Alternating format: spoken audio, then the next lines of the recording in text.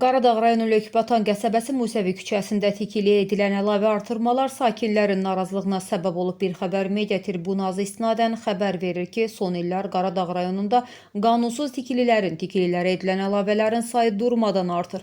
Hazırda sakinlərin narazılığına səbəb olan tikinti də Lökbatan ərazisində Musəvi küçəsində aparılır. Söz gedən küçə Qaradağ rayonunun əsas yaşayış və infrastruktur məntəqələrindən biridir. Sakinlər bildirir ki, kör-köranə nizam-intizamsız aparılan bu cür tikintilərə indi də əlavə artırmalar edilir. Halbuki bu cür artırmalar layihədən kənar hesab edildiyi üçün qanunsuzdur.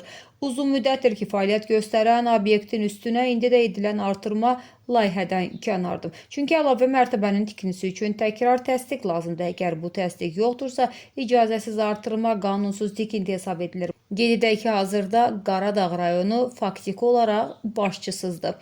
Ölkə başçısı yanvarın 30-da Qaradağın sabiq icra başçısı Süleyman Mikayılovu vəzifəsindən azad etmişdim. Hazırda isə onun səlahiyyətlərini Emil Abbasov həyata keçirir.